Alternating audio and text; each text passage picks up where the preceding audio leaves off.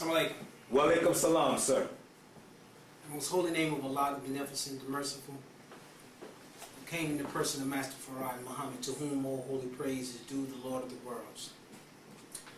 We forever praise and we thank Him for coming to us and raising in our midst a divine leader, teacher, and guide. His Messiah, the exalted Christ, the Lamb of God, the most honorable Elijah Muhammad. We can never thank Master Farad Muhammad enough. We can never thank the most honorable Elijah Muhammad enough for giving to us today our illustrious big brother, our friend, the champion of freedom, justice, and equality for the poor and the oppressed, black men of America and the world.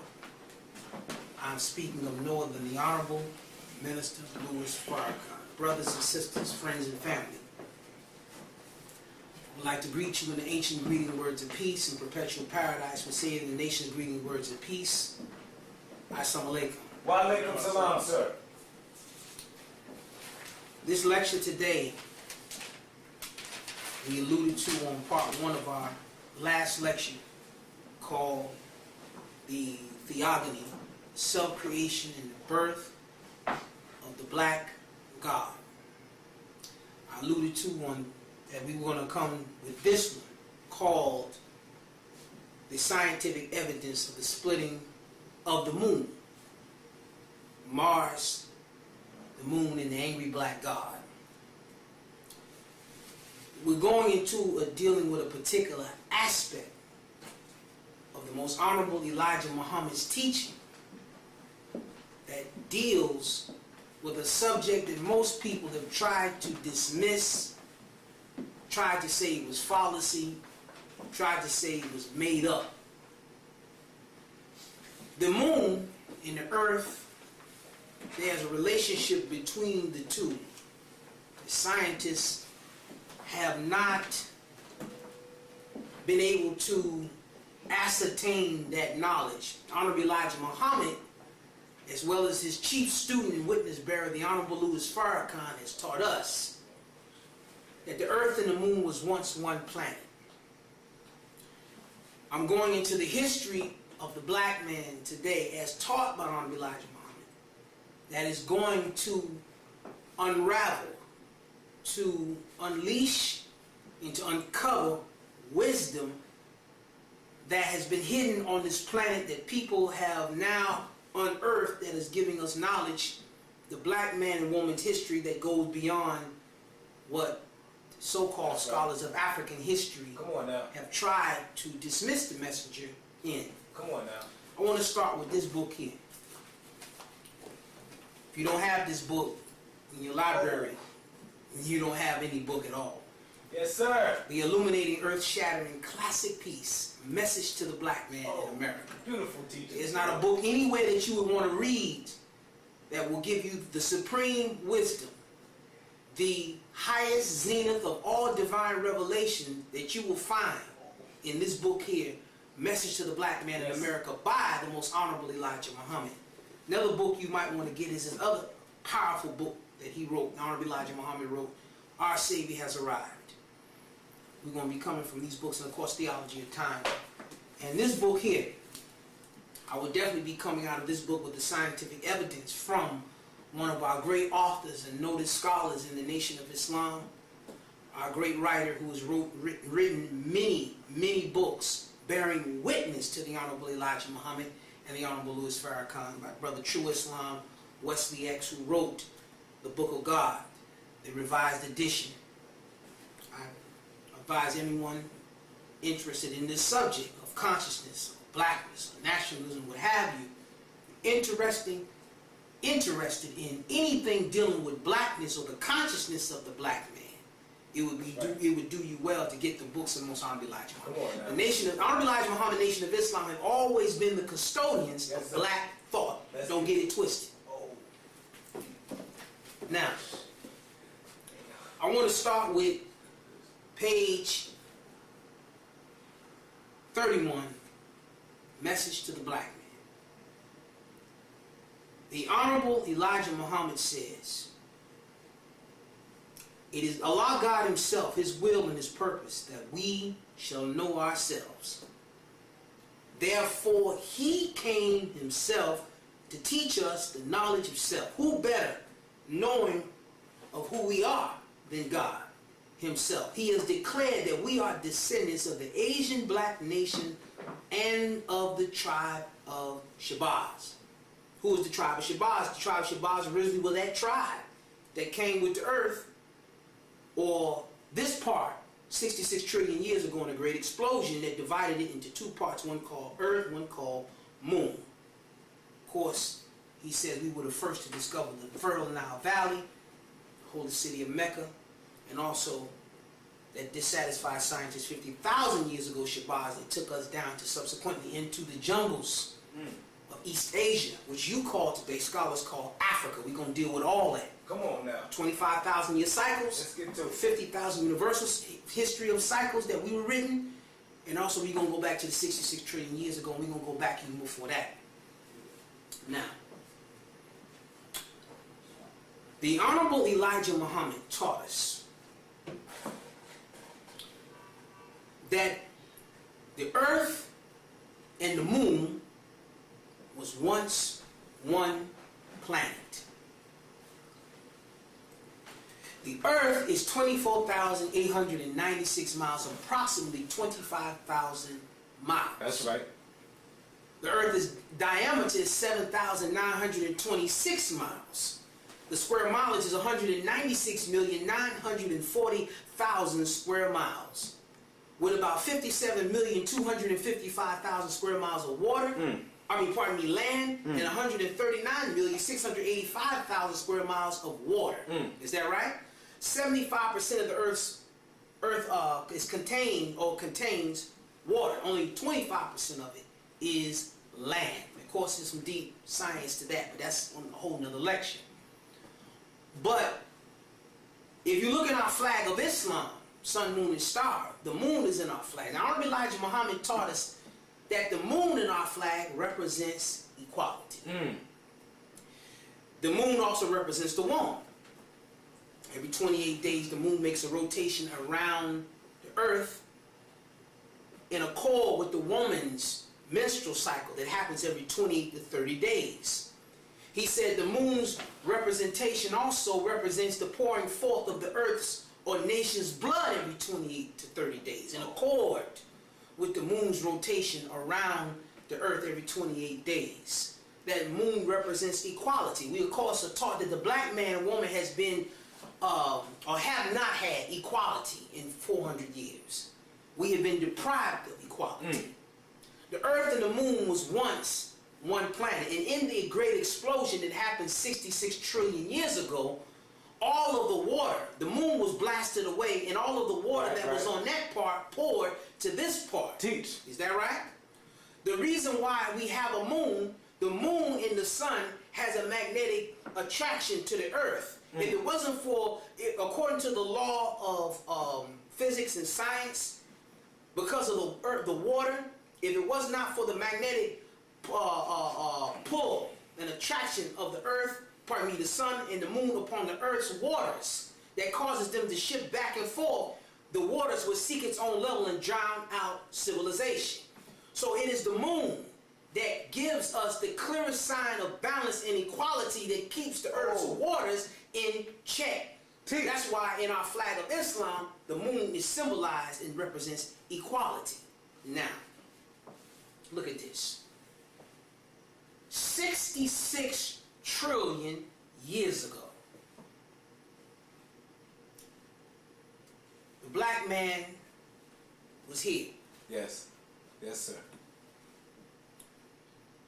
At that time, there was no brown, there was no red, there was no yellow man, there was no white man. Come on now. It was only the original man. Teach, beloved.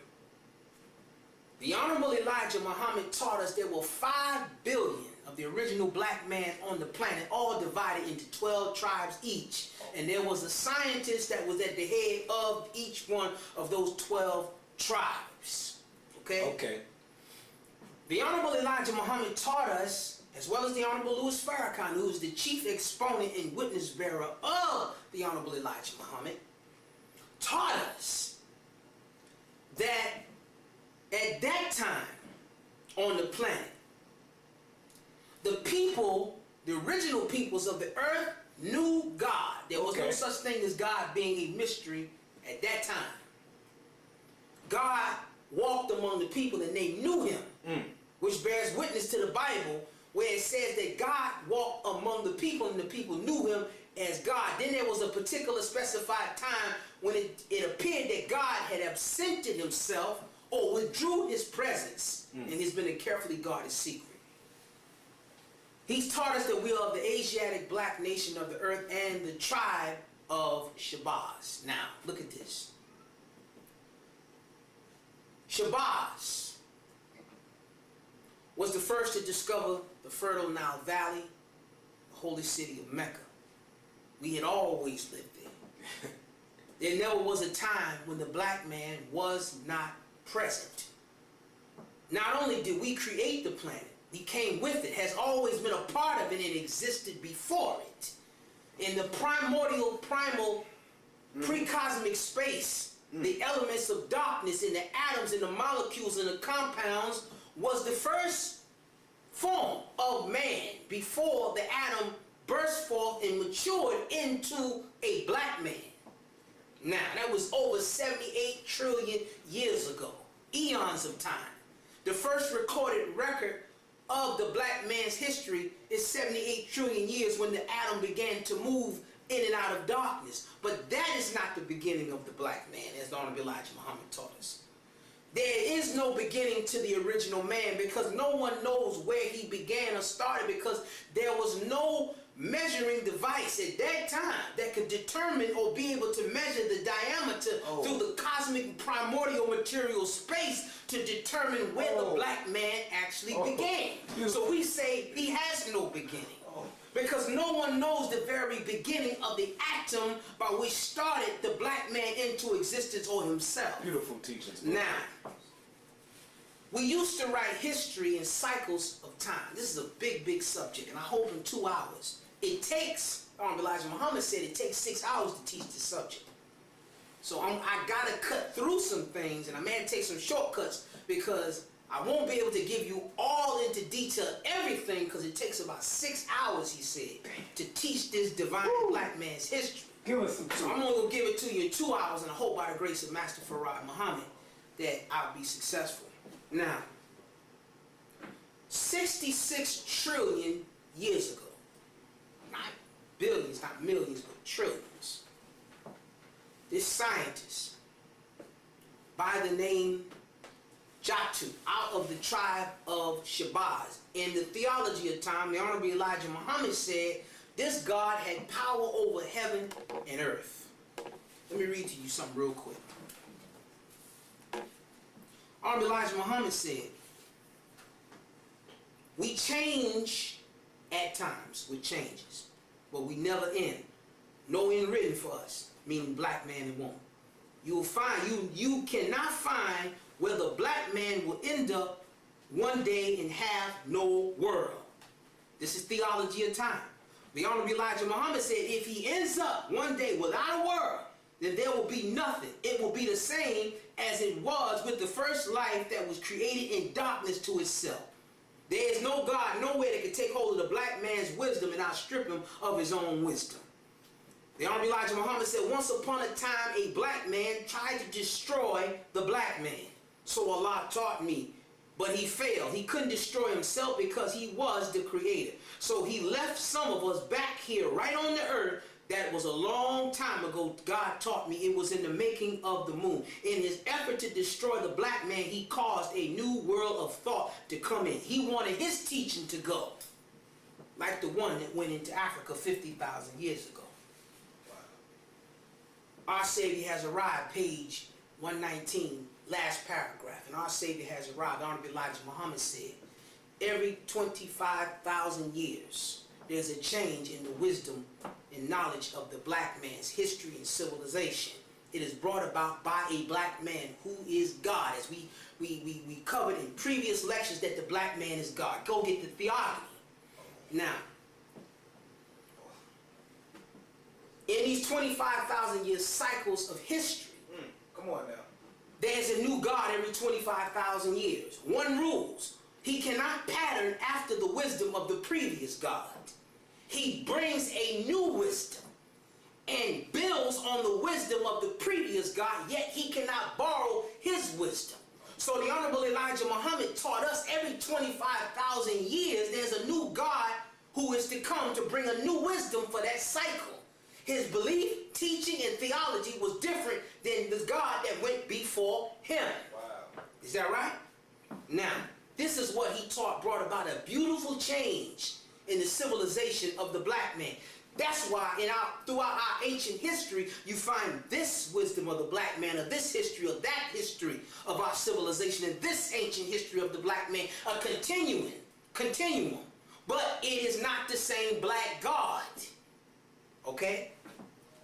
But a different God, black God, that comes, who is the original man, who writes every 25,000 years a new history in accord with the circumference of our planet, in accord with its region of the poles, which change every 25,000 years, marking a sign in our history. We got to get into ancient chemical, Egypt before it's over, to show how that 25,000 history Honorable Elijah Muhammad taught us, that mother book is written and encoded within the hieroglyphics of the Great Pyramid.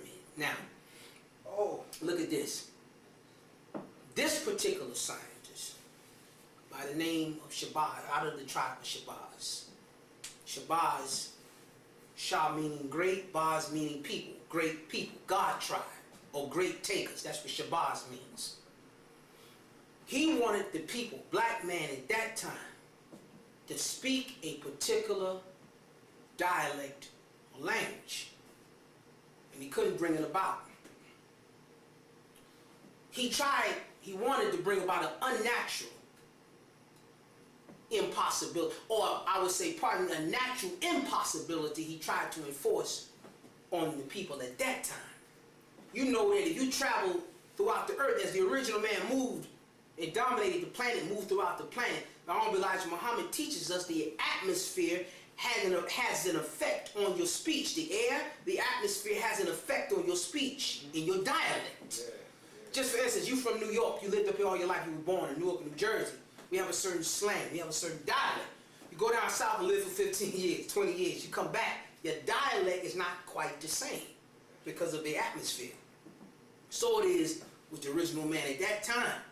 He wanted his teaching to go, this scientist out of the tribe of Shabazz, Jatu, as Honorable Elijah Muhammad speaks of him in page 31 of Message of the Black Man and Theology of Time. So the people at that time would not obey the wisdom of this God. They wouldn't submit.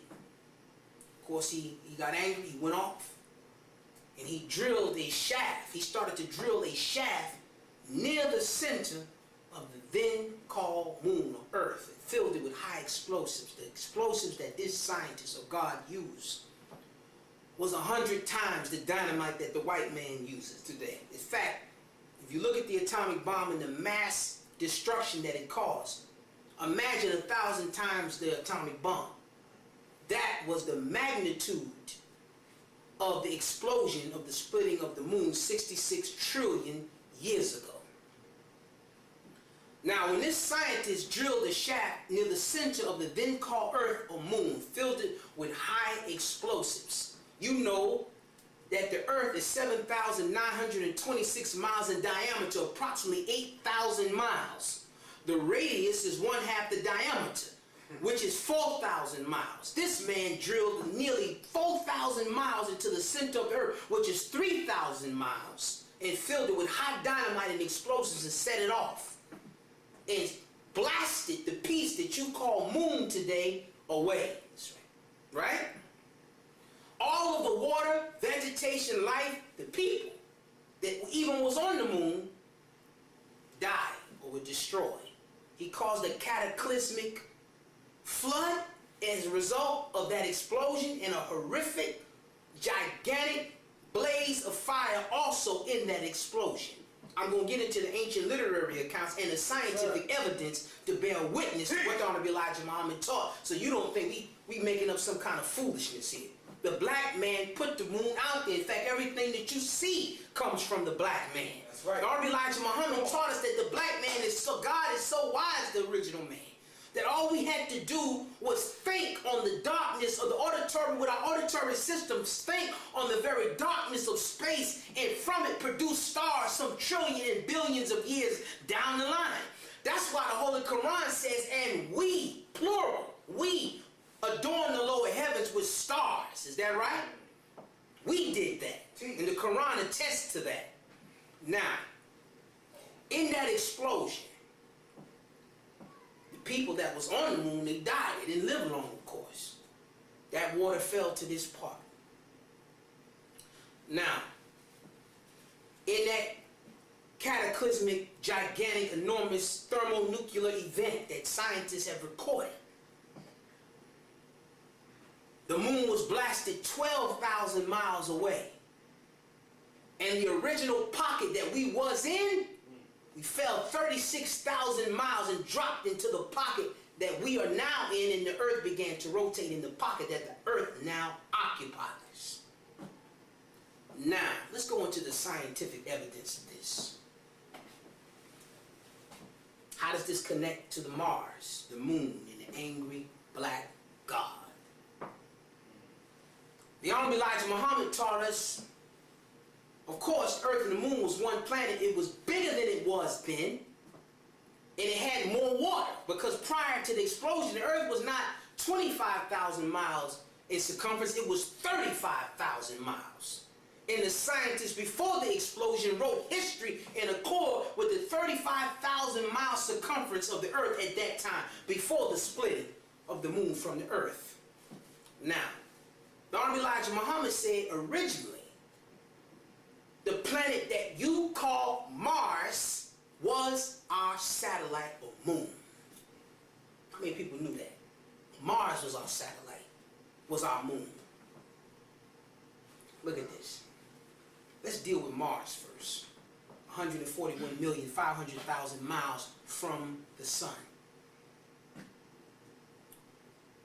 Richard Hoagland, who deals with Mars, wrote about some of the monuments on Mars, some of the glass tunnels they found in the southern region of Sidonia. They found an African black face carved into the surface of the southern region of Sidonia. They found pyramids with a geometric figure carved into one of the pyramids. The Honorable Elijah Muhammad taught us that when the white man gets to Mars, before you knew anything about Mars, for 70 years in our lessons, it says Mars, the inhabited planet. The Honorable Elijah Muhammad was the one who taught the world and the scientists that Mars was inhabited by a black civilization. The black man lived on Mars. Some 8 to 9 feet tall black men lives on the planet Mars, as the Honorable Elijah Muhammad taught us. He said they are like us, but the only difference between us and them, our civilization is more superior than theirs. But they show signs of civilization. As the Honorable Elijah Muhammad taught, when the white man gets to Mars, he won't find no mark of his. He will not find a civilization of his own, for it is our mark and our Mars and our people, meaning original, that he would find on the planet. And the white man is bearing witness every day. Richard Hoagland and other scientists and astronomers and astrophysicists are coming to the conclusion every day from their own subject matter and study that there's life on Mars and intelligence on Mars, bearing witness to the most honorable Elijah Muhammad, that a black civilization lives on Mars that we put there. Go get some of the movies that bear witness. The Mission to Mars, or Don Cheadle bears witness to. Go get that movie. Now look at this. In the explosion 66 trillion years ago, Mars got affected. You notice on the northern region of Mars, there is no crater destruction. If you go back and dig up all the science, on the southern region of Mars, there is water erosion. There is heavy cratering on the southern region of Mars where the civilization is built at. How come all the craters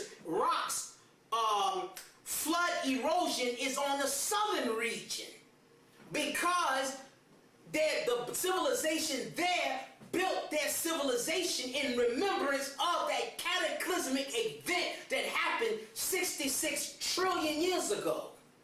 That's why the pyramids, the glass tunnels, and the face is on the southern region. Because on the southern region is the part of Mars that got heavily hit with debris and also leftover remnants of our planet Earth that was exploded 66 trillion years. Mars also got some of the Earth's water that poured not only from the moon, but part of that water also poured on Mars. That's why your scientists can't figure out how come it talks about in a lot of their research how Mars had an unusual amount of flooding of water that affected the southern region, which bears witness there was a cataclysmic event that resulted in Mars craters, its rocks, and also the debris, and also heavy water flooding erosion on the southern region of Cydonia, where the black civilization that the Honorable Elijah Muhammad taught us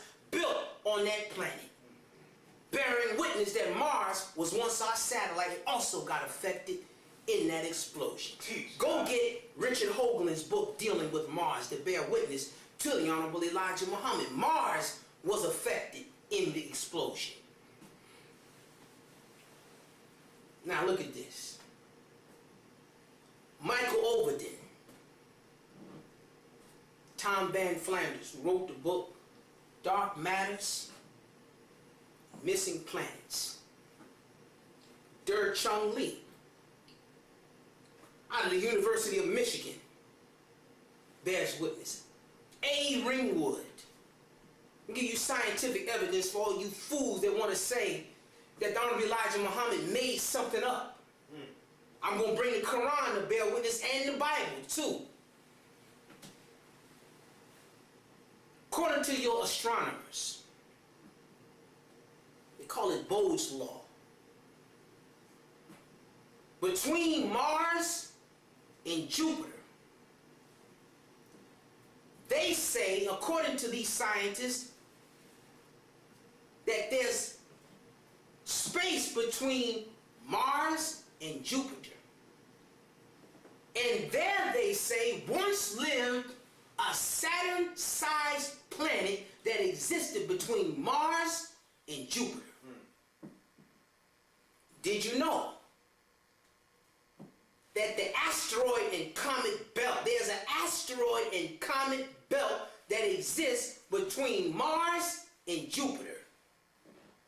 The scientists are starting to say that that asteroid and comet belt that exists between Mars and Jupiter is the leftover remnants and debris of a planet that exploded millions of years ago. Let's read. So let me show you something.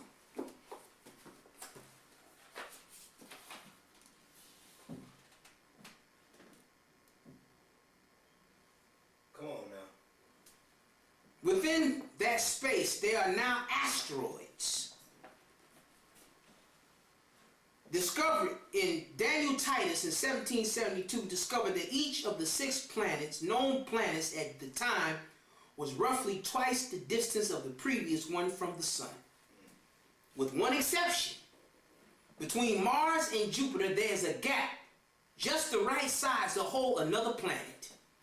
Within that space, there are now asteroids.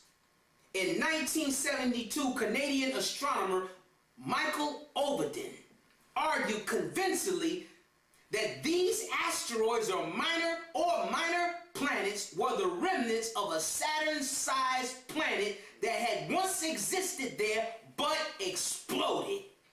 That's what white folks saying, man.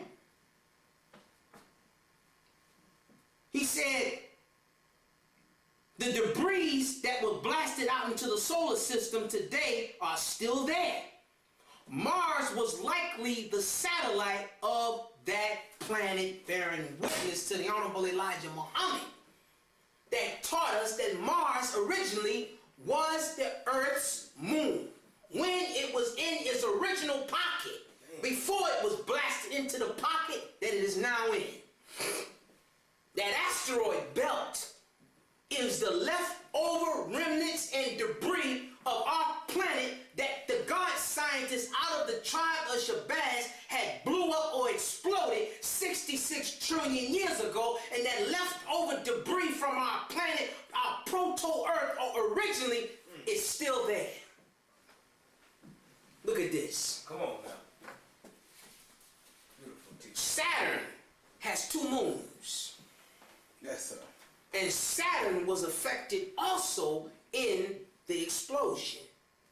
On one of Saturn's moons, do you know, they never show that on one of Saturn's moons, there's a dark, carbonaceous dark soot that is on one of Saturn's moons. Why? Because in that interspatial, intergalactic explosion that took place, it affected not only Mars and a moon was made, but also one of Saturn's own moons was affected in that explosion that the God scientists out of the tribe of Shabazz caused 66 trillion years ago. In that explosion, he killed almost everyone except one tribe that was left on the planet to resettle the planet, which was the tribe of Shabazz, was left here to resettle this planet 66 trillion years ago. Now, look at this. The scientists have studied the canyons, the craters in the earth, the KT boundary, the hills, the ravines, the canyons, the rifts, and they have come to the conclusion, and they are starting to say, bearing witness again to the Honorable Elijah Muhammad and the Honorable Louis Farrakhan, that a part or piece of the earth is missing. That's what they're beginning to say. Damn. The earth is depleted of 3 elements which they found on the moon. Those 3 elements is chromium, manganese, and vanadium. Those 3 elements bear witness that the earth, the moon, derived from the upper lower mantle, mantle, inner mantle of the earth's crust. The KT boundary, which is the carbon data that they found around the rocky areas where they said water flowed into, and also the Atlantic Ocean. According to these scientists, they said as a result of that explosion, which they can't explain, they are saying that a cataclysmic giant explosion had to, or something of a great giant magnitude had to happen to cause 2,000 cubic kilometers of water to pour into the ocean. How could that have happened? Look at this. Der-Chung Lee from Ann Arbor, Michigan said, and I quote, from his study of the tungsten rock sample isotopes that were taken from the moon that compares to and is the same as the rocks of the earth, says that the earth went through or had its big bang or explosion. They're again proving that the earth and the moon was once one planet, and a cataclysmic thermonuclear event was caused, an unnatural event was caused by a scientist on this planet. Look at this. Buzz Aldrin, Neil Armstrong, Gene Cernan, Apollo 16 and 17 that went to the moon. When they sampled some of the dust of the moon and smelled the rocks, Gene Cernan said, I think of Apollo 16, and he said, and I quote, that the moon's rocks smelled like a carbine. Remember, Cernan, Gene Cernan, Neil Armstrong, and Buzz Aldrin, all of those astronauts were experienced in the handling of firearms. So when they went to the moon, they said that this moon rock and its dust smelled like a carbine, gunpowder. Come on, man. Gunpowder.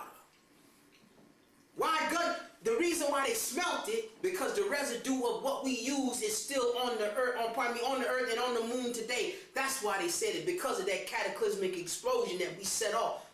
They brought back rocks from the moon, studied them, and they found that the rock samples from the moon are the same as the rocks of the earth, and now they're saying that the earth and the moon was once one planet. Bearing witness again to the most honorable Elijah Muhammad. My God. The brachial rock samples. Beautiful teacher. They are brachious rock samples, which they can't figure out. Molten rocks that are broken. They can't figure out what they are, where they come from. They say some aliens brought that here. No aliens brought that here. The brachious rock samples are a result of when the scientists set off the explosion. He caused a giant fire and deluge of flood on the planet, and the brachial rocks are a result of unusual high extreme temperature that of the earth going through a ferment by which the rocks molted and turned into what you call brachial rocks. Molten rocks, which they can't understand, happened as a result of an unusual heating or temperature of the earth's surface or material. Now, there's the evidence there scientifically. Asteroid belt, the moon rocks, tungsten isotope rock samples, Mars affected, the KT boundary, the carbonaceous soot that's on one of Saturn's moons, the canyons and ravines, the hills, bear witnesses also suggest that there were some people on this planet that were involved in some of the highest scientific technology on this planet that had ever lived. This is why scientists talk about the lost city of Atlantis. We're going to get into that to show how it connects to that explosion when I get into the literary accounts, which I'm getting ready to get into now. This explosion that happened 66 trillion years ago by one of our scientists is recorded through every ancient literary account on the planet. What people don't understand when they talk about mythologies, all mythologies are not false. Mythologies are nothing but legends, histories, stories that are passed down from generation through generation, told in symbolic manner. That's all mythologies are. Is that right? Yes, sir. Look at this. Let's go into the literary accounts. We just dealt with the scientific evidence. The Tupinambá Indians in Brazil, according to their literary account, according to them, their god called Monan, who like Jatu out of Shabazz, as the Honorable Elijah Muhammad taught us, had power over heaven and earth. And he caused the splitting of the earth, the moon from the earth. And the god Monan, according to the Tupinambá legend of the Indians of Brazil, this god caused a deluge of flood and fire on the earth, just as the god 66 trillion years had produced on this planet. That's in the account of the Brazilian Tupinambá Indians. According to the Yamana legend, the same account is played over again. According to the Norse theology, it talks about the giant god Surt. Surt caused a cataclysmic event on the planet that caused a flood and a fire that split the planet in two as a result of that explosion. The Sumerian doctrine speaks also of this god scientist, Shabazz. According to the Sumerians, the head of the gods were called, the gods first of all were called the Anunnaki. The head of the Sumerian gods. Go get Zechariah Sitchin's book, The Stairway to Heaven. Come on now. Or Genesis Revisited. Get both of those books. In its book, he talks about the Sumerian legend, about a god named Marduk, Marduk, according to this legend, the primordial proto-earth was called by the Sumerians Tiamat or Tiamat. According to this legend, Tiamat's waters rebelled against Marduk. Marduk, to get Tiamat, or the waters of the earth, in control, he thrust his spear into Tiamat, and with it he filled it with an explosive, which was his arrow, according to the legend of the Sumerians, and he split Tiamat, or the proto-earth, in half, and one part became the sky, and the other part became the earth that you know of today. This is in the legend also of the Sumerians, which bears witness again to the Honorable Elijah Muhammad's teaching of the splitting of the moon from the earth over 66 trillion years ago. Look at this.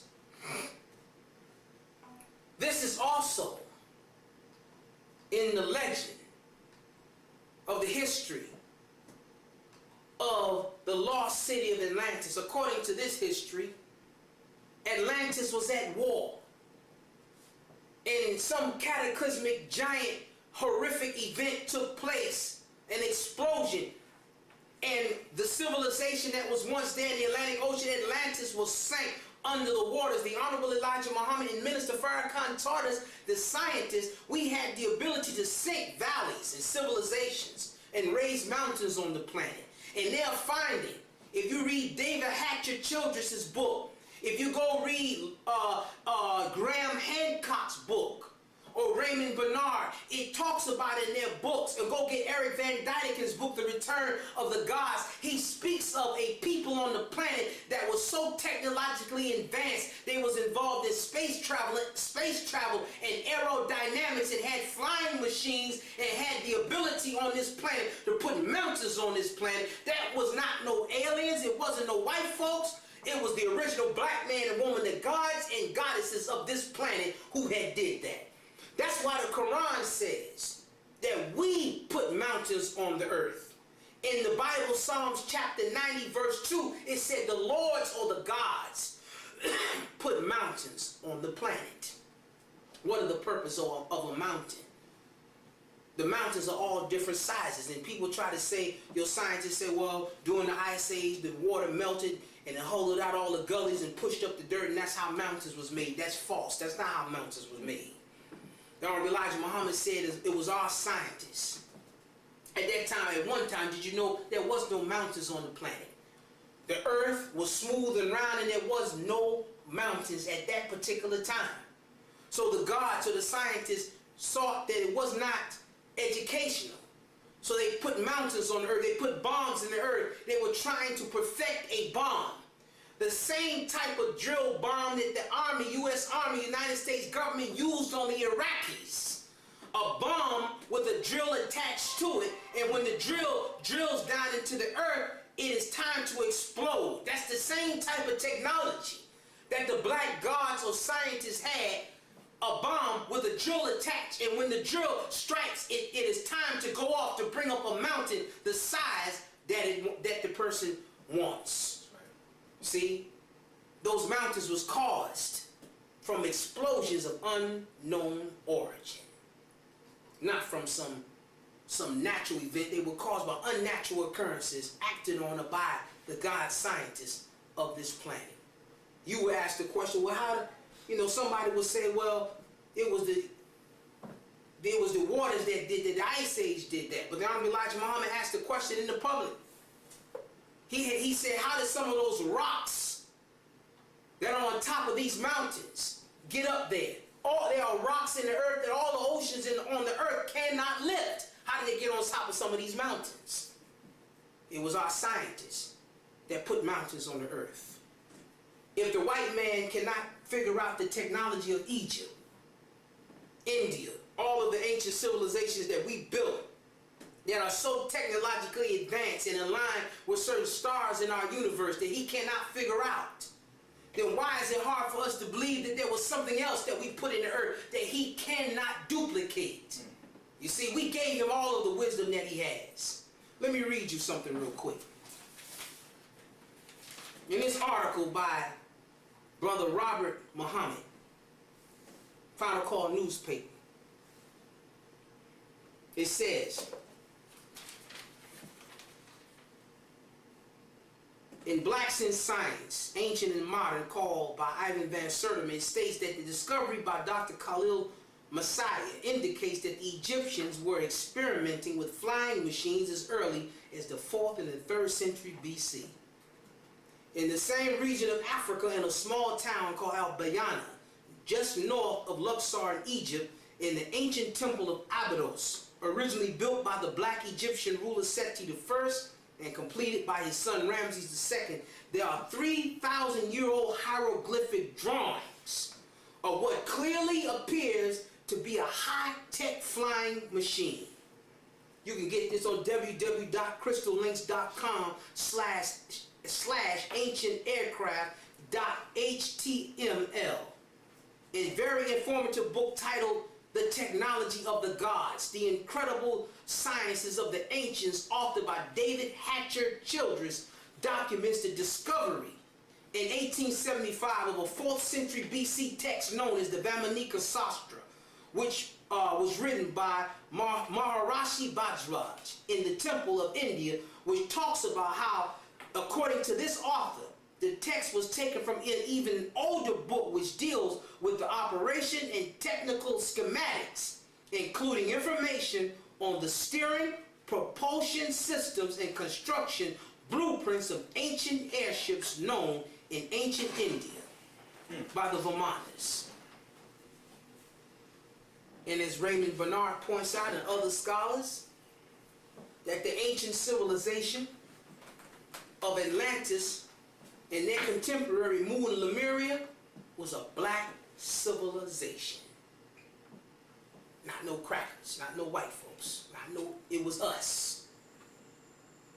There was another civilization that alludes to in some of our temples called the Osirian civilization.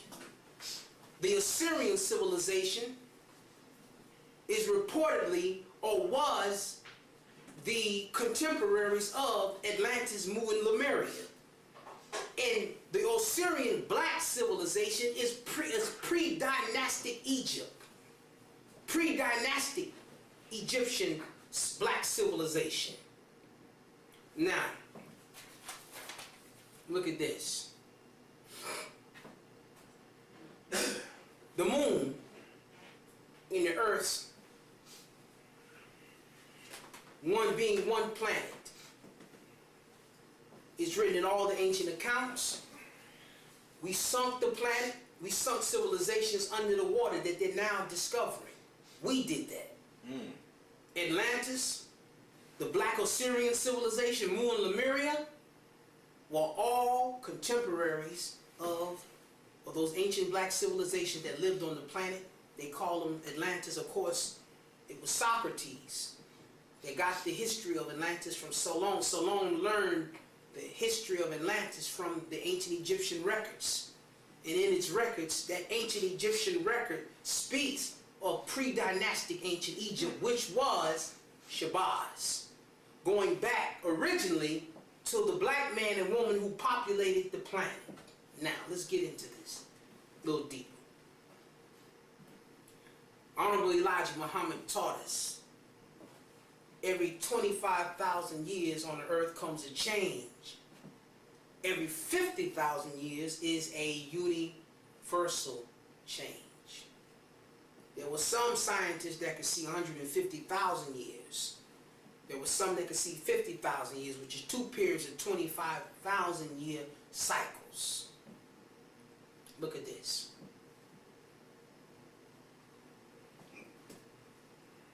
When the God scientist did what he did, he caused a new world of thought to come in that had never been before. After that thought or that idea came in, God, the gods, hid their knowledge. The knowledge of God was hidden among the 12 scientists. That's why the lesson said, who is that mystery God? There is not a mystery God. The Son of Man has searched for that mystery God for trillions of years and was unable to find a mystery God. So they agreed that the only God is the Son of Man. And they waste no time searching for that does not exist. Right? Now, 50,000 years ago,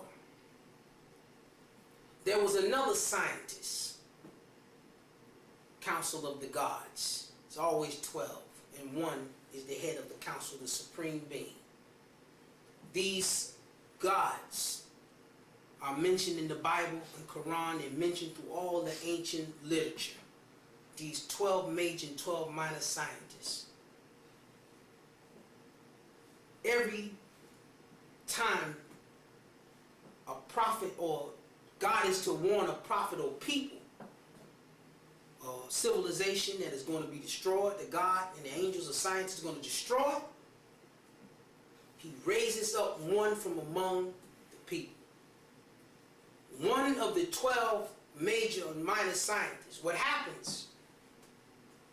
The scientists go out among the people to read the thoughts of the people. If you understand what thought is, your brain oscillates, or there's magnetic brain waves that vibrate from your brain. Your brain is an oscillator that sends off high magnetic electrical currents and waves into the atmosphere. The atmosphere, the universe, is nothing more than the Akashic record. It is the recording of all of the thoughts of the gods. This is why the Honorable Elijah Muhammad taught us there's no such thing as no spirits flying up in space. He said the only spirits there is that you could say that flying in space are the mind, the righteous mind of the God scientists. The thoughts and the ideas of the God has always been recorded. That's right. Excuse me.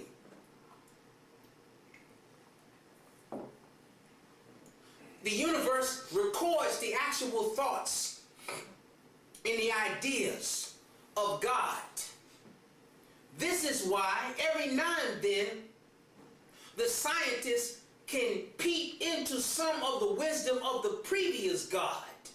And this is why when you look at the very DNA of man, your DNA is nothing more than the recording of ancient wisdom. The DNA is the recording of nothing more than wisdom and that ancestor that preceded you. Their thoughts is in you, and in you is nothing more than the culmination of the continuum of those beings that proceeded in your line.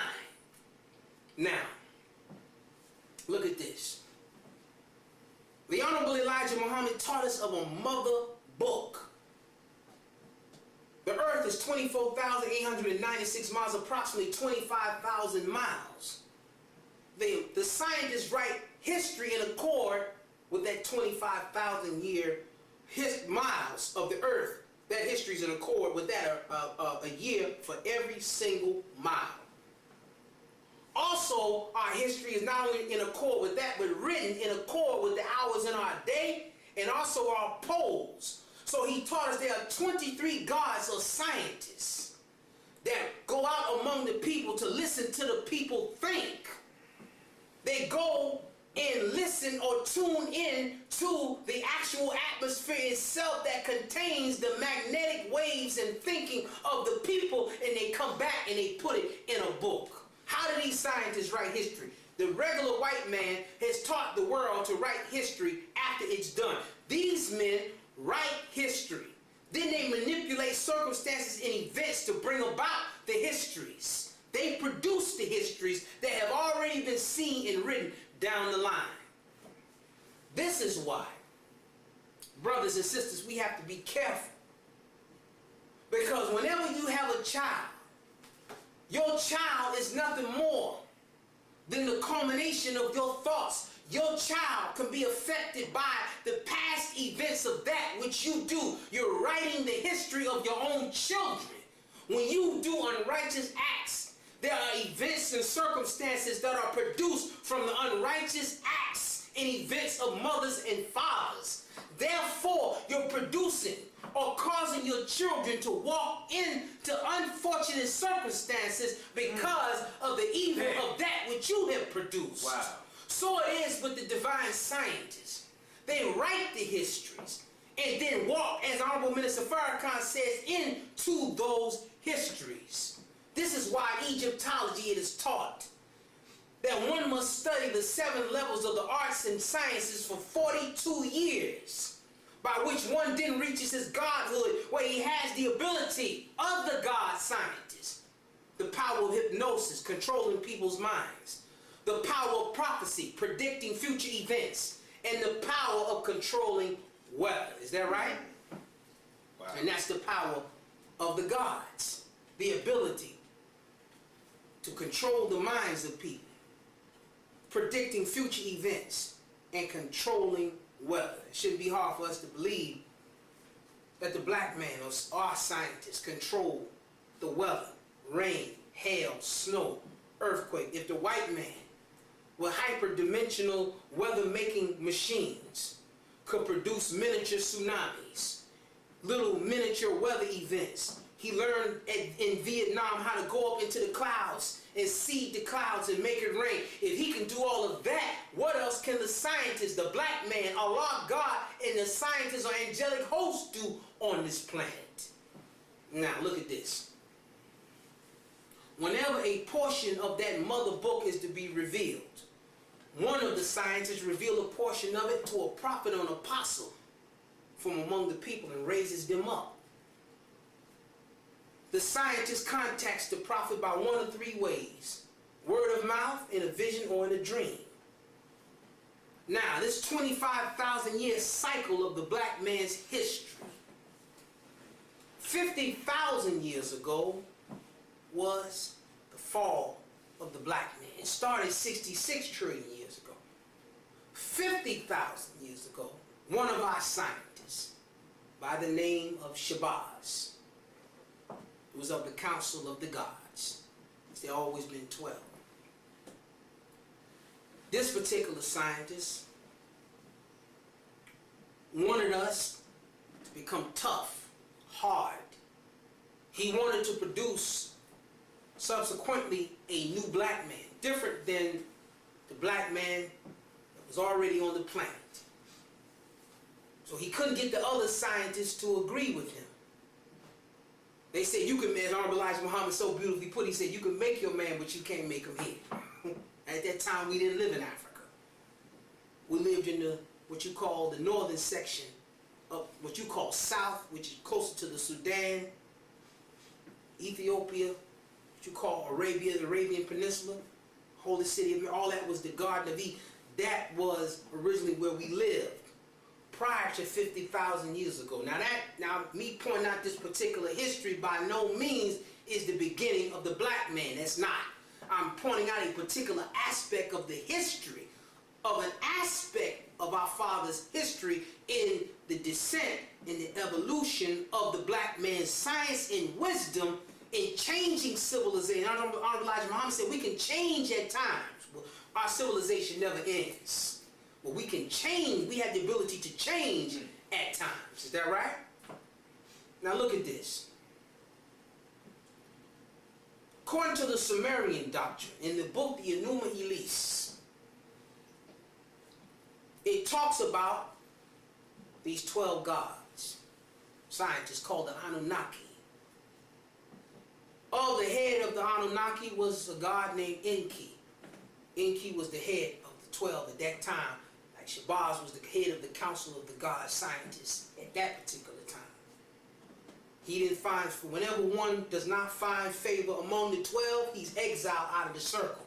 The law of Sharia, or the law of Islam, or the rules of laws of God have always been among us. And whenever you break that law, you're exiled from the circle, like Shabazz was, like the Indians 16,000 years ago was from India, like the white man was 6,000 years cast out of Arabia. Whenever you break the law of the original man, you're cast out, or you're given just ice, which is justice. Now, damn. Look at this. Enki the head of the Anunnaki, which is 12 scientists, couldn't get the council to go along with him. So Enki was exiled to the underworld, which you call today Africa. The Sumerians called Africa Apsu. When Enki was driven to the netherworld, he became Enki Apsu, the god of the underworld. Like Shabazz was taken or exiled from Arabia to what you got or say today, which is called Africa. Damn. Shabazz is Enki Apsu, according to the Sumerian legend, who was exiled or put out of the circle of the council of that time. Now, when Shabazz meaning great people or great takers, and that, if you go into the etymological root of the name Shabazz, you will find it broken up into all of the ancient names in Africa and in the Middle East. Shah, also, the prefix Shah comes from the ancient Sumerian Persian root, which means a king or a ruler. Ba comes from the ancient Egyptian, which means the second self, the divine essence or spirit of God. The word Baz means a bird, Shabazz. That's why you have some Egyptian pharaohs called Shabaka, the queen of Sheba, sometimes called Shaba, Seba or Saba, the ancient southern Arabian people of Saudi Arabia, All these names, Habasha, Shaba, Seba, the queen of Sheba, all these etymological names has its root in the name by which all of them come from, which is Shabazz, which is the original name of our nation and tribe. All nations and tribes come from and descend from the original God tribe, Shabazz. We were the first to discover the present holy city of Mecca in the fertile Nile Valley, as Honorable Elijah Muhammad taught us. Ever since the earth has been rotating in the pocket that it was found in for 66 trillion years. Now, the Honorable Minister Farrakhan said in closing the gap, what Shabazz did, and by the way, in chapter 70 of the Holy Qur'an, chapter 70, it says that the angels, the spirit, will descend or ascend, I believe it is. I'll find it for you, chapter 70. Chapter 70 is the ways of ascent. Chapter 70, verse 4. It says, to him ascend the angels and the spirit in a day, the measure of which is 50,000 years. The 50,000 year period of the tribe of Shabazz is mentioned in the Quran, chapter 70. Scholars can't explain what it is, but what that 50,000 year period is making reference to is a universal change in the black man's history. The Honorable Elijah Muhammad taught us, and even Malcolm, who was taught by the Honorable Elijah Muhammad, bear witness. There is a star that appears over one of the pyramids of Egypt every 50,000 years. That star that appears over that pyramid in Egypt, or Kemet, is that red and blue star that the Honorable Elijah Muhammad taught us, that Master Farad Muhammad pointed out to him, appears in the southeastern skies every 50,000 years, a blue and a red star that is a sign or signal of a universal change. Every time that blue and red star appears, it is a sign of a universal change in the history of the black man, bearing witness that the star temple that they call Kemet or Egypt's wisdom records history in accord with the canopy that they call the greater macrocosm or temple, which is the recording of the universe, which bears witness that Egypt is older than some 16,000 or 6,000 or 15,000 years. The whole history of the world and the universe is written inside the pyramids of Egypt. Part of that 25,000 years, what we call Mother Book, is written in the pyramids of Kemet or Egypt. The Honorable Elijah Muhammad taught us that Kemet or Egypt, with all its technological splendor and advanced civilization, was built in the black man's fall.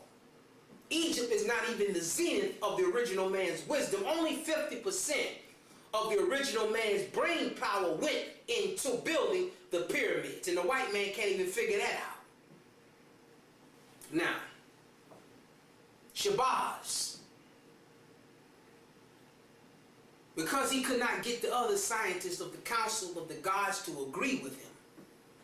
Whenever we go into council, they don't agree, they deliberate, you don't find favor with the scientists, you have to go or is exiled if your idea is not found in favor with the scientists.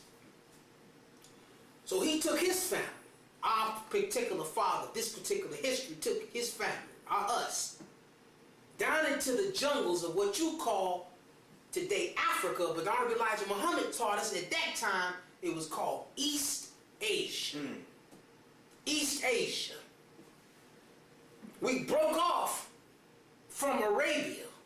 The Honorable Elijah Muhammad said that some of us pre-Shabazz people could be found in the northern section that stayed there in each part of what you call Ethiopia, and also the northern section of Africa, what you call Egypt. Some of us stayed. But he said the bulk of us, he took our family, his family, down into the jungles of East Asia to conquer the wild beasts, to conquer the animal life, and also went down there and built civilization in the interior of the jungle. You see that today. There are different levels to our ancient civilizations of Africa. What you see in Africa today is magnificent, but it is not the zenith of the ancient black man's wisdom. There are different levels to the ancient civilizations of ancient wisdom of Africa. Now, globally speaking, let's prove this. There are two types of black folks on the earth. Now, Elijah Muhammad taught us that when the scientists took us down there, because of the atmosphere, because of the change of our diet, his wisdom that we were being taught, it caused a physiological change in the black man's features, beautiful features, which show you the ability and the wisdom of the black God to change us whenever he willed. Our hair was not as kinky as it is now. Our nose was not as broad, our lips were not thick. These are beautiful, magnificent features. But just to show you, we did not always look like this. Not that this is ugly features. These are beautiful features, but the original man, we didn't always have these particular features. Until 50,000 years ago, when one of our dissatisfied scientists took us down into the jungles of East Asia. They're living in the rough sun, eating all types of food. Globally speaking, now let's bear witness on Elijah Muhammad on this. There are two types of black folks that exist on this planet today. There's the black man of sub-Saharan Africa. Beautiful, thick nose, thick lips, kinky hair. Beautiful features, that good hair, right? But then you have the black man. You have the Eastern Ethiopian opposed to the Western Ethiopian. The Eastern Ethiopian, black is night, tar blue black. Thin aquiline nose, thin lips, straight hair. The black man of India, straight hair, thin nose, aquiline nose, thin lips. The black Yemenite, the black man of Arabia, black as night with thin nose, thin lips, aquiline nose, and straight hair. There are two different phenotypes to the ancient black or African world, which bears witness that there was a physiological change in our history of the black man. As Sheikh Anta Diop points out in his book, just because you find bones of a man with thin nose, thin lips, aquiline nose, it does not mean a Caucasian, because thin nose, thin lips, and straight hair was one of the original features of the ancient black phenotypes on this planet, which bears witness to the Honorable Elijah Muhammad that at one time our features were not as they were now. Now look at this. He wanted to make a people closer to nature, and that would be indestructible. Shabazz. Look at this. When Shabazz took us down into East Asia or Africa, another school of thought came in. Prior to the time of Shabazz doing what he did, not only was there a change in in our physiology, there was a change in the theology of the black god. Prior, if you notice, the African worship of the great spirit in the sky, which is a spook god. Sorry, African scholars. Your worship of a theriopomorphic god, the worship of animals, which you find in parts of Africa, is not the original worship of the ancient pre-dynastic Egypt or the early African civilization. There was a transference, a discontinuance of the worship of the anthropomorphic black god and goddess worship, which predated the worship of the animalistic or animism or the theriopomorphic animal worship, which is characteristic in Egypt and certain parts of Africa. Andrew Lang, E.O. James points this out, that the Zulus in South Africa originally worshipped a black god called Nkululu. Nkululu was a black god. But when the Amatangos got their hands on the worship of Nkululu, Nkululu was no longer a black god, anthropomorphic, a man. He became the great spirit in the sky, which bears witness to the transference of, as we move from the root of civilization down into the jungles of East Asia and spread out through the planet, we started to lose the light that we came from when we descended down into the jungles. Teach, God. That's why there are different African civilizations that have great wisdom, but you can't exactly point out who God is. Beautiful teachings. But you can point out the great spirit in the sky. Because that's a part of the teaching that developed later as you fell 50,000 years ago. Now look at this. Pre-dynastic ancient Egyptian worship was the worship of the black man as God. But in our fall, our descent, we lost the wisdom that we originally had. The Honorable Elijah Muhammad said every 25,000 years, there's a God that comes. His wisdom, teaching, theology is different than the previous God.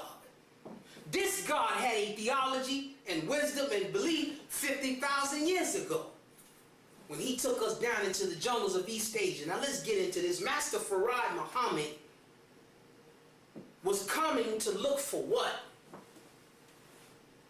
He was coming, the Bible, Qur'an said God gonna make all things new. Abdul Allah said you can't have nothing new until you have a new people, because it's through the people, the mind of man, God, that a new world is to come.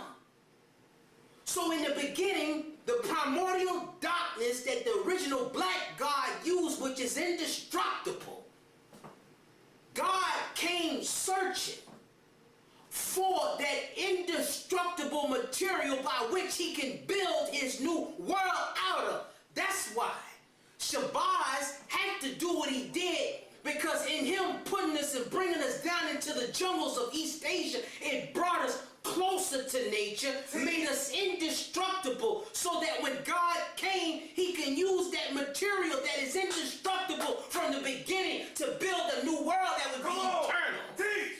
Is that right? Beautiful teachings. You can't destroy the black man. We like roaches. No, you crush us, we get right back up and keep going. Is that right? No, sir.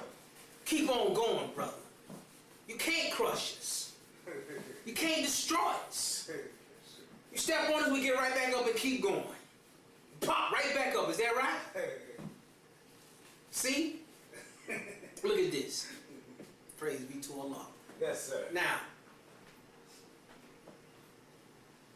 when Shabazz took us down into the jungles of East Asia 50,000 years ago, Egypt was built in that fall, that 50,000 year fall, and that's recorded in the pyramids of Kemet. That cycle of history, Richard Noon and Colonel Green talks about in the descending and ascending passages in the 13th chamber of the Grand Gallery of the ascending and descending passages in Kemet, Egypt, coincide with our poles which changed 25,000 years, which is called the Great Year. The Great Year is that 25,000 year mother book or writing in which scriptures is taken from. This is why Albert Churchwood in his book, The Evolution and Origin of Religion, says that the pyramid text in Egypt is the greatest Bible written in stone, which is nothing more than that 25,000 year history or mother book that the Honorable Elijah Muhammad taught us of, that the black man is the author of. Now, these different schools of thought that happened, these different religions of the black man popped up as we move throughout the planet, from our descent from the root, not fully having all the wisdom, but having some of it from the teaching of that particular God that ruled that cycle. Every 25,000 years, there's a God that comes. He's only one that rules, but it's not the same one, the same way it is with the president. President never dies. The person that sits in the seat dies. That's why there's a vice president, and he comes and sits in the seat of the president, and he becomes it, but the person himself dies. So it is with God. When one God, he may have died within 200 years or 1,000. But then there's another God designated that comes sit in his seat and bring a new wisdom.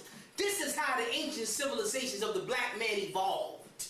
From the wisdom of these 12 major gods. 12 major and 12 minor scientists or gods. Now,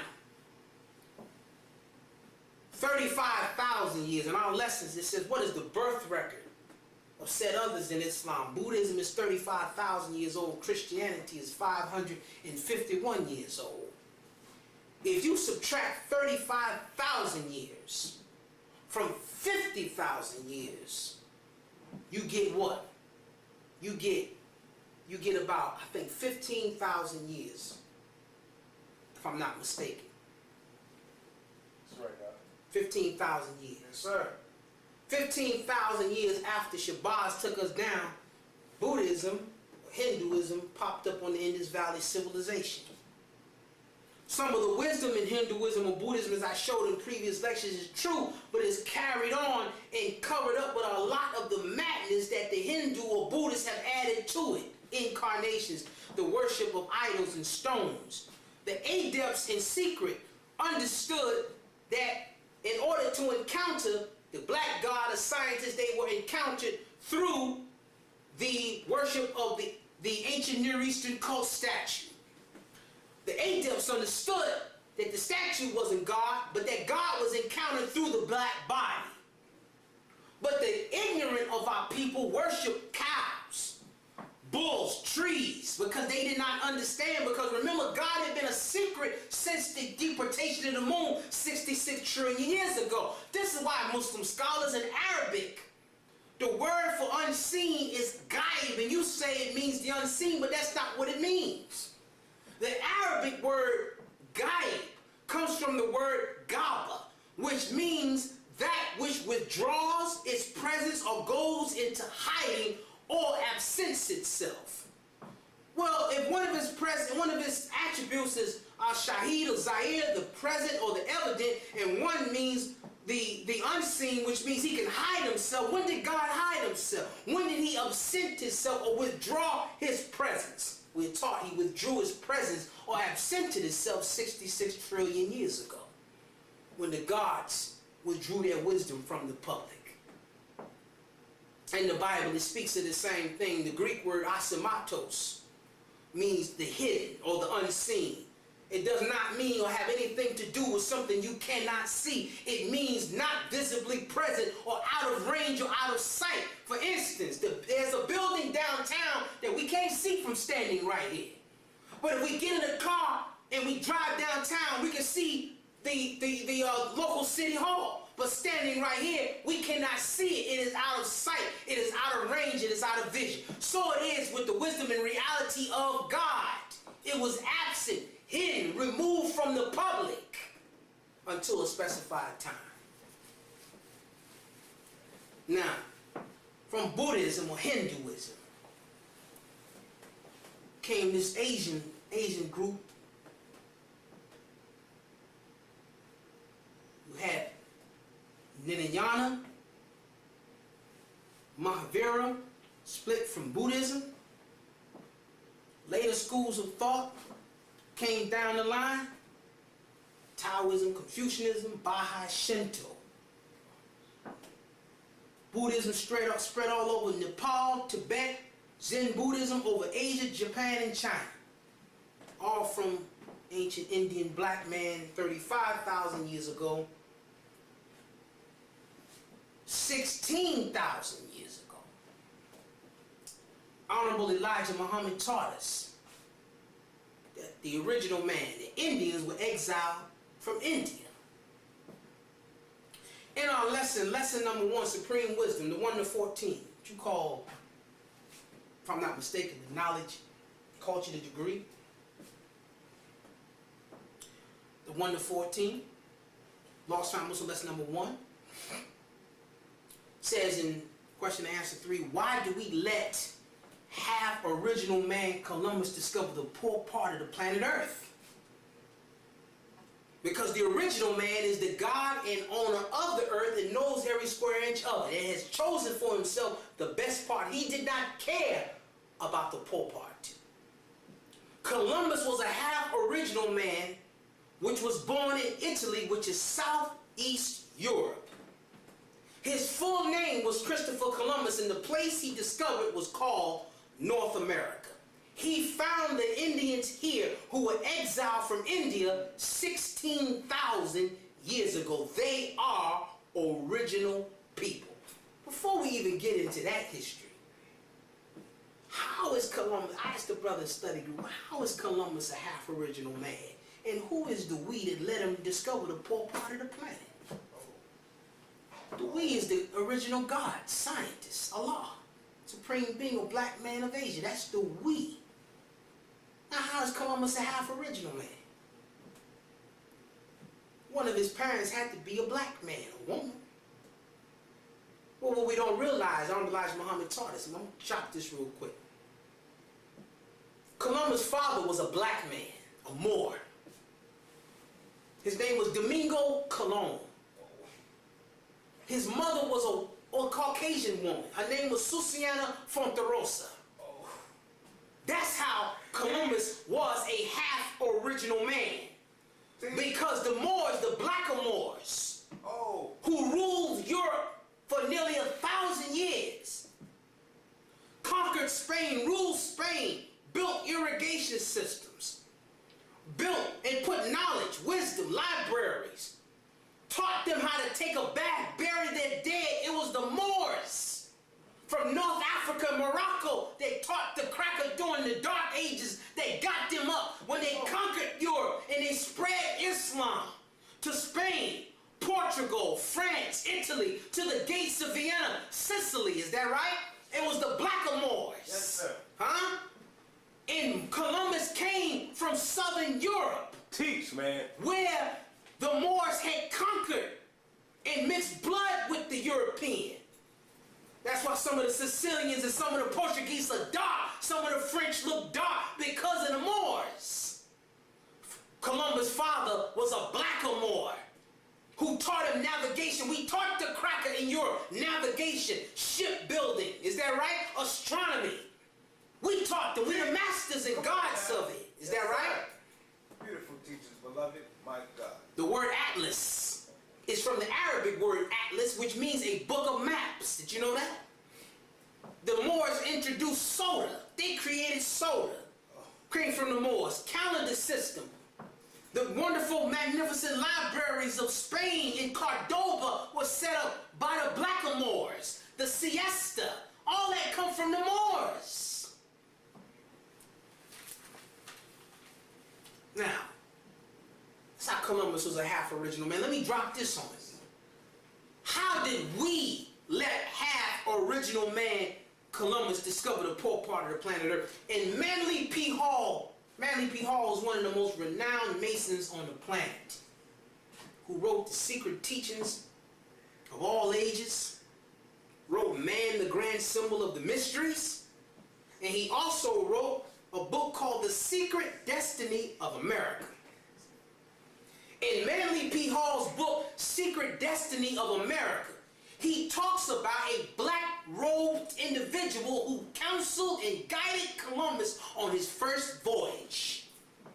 This black-robed individual, Manly P. Hall, compares this black-robed guide to the angel Gabriel that guided Prophet Muhammad. Thus, the we that guided him was the council of the gods, and that black-robed individual was one of the scientists that counseled him on how and what to get to, how to get to the new world.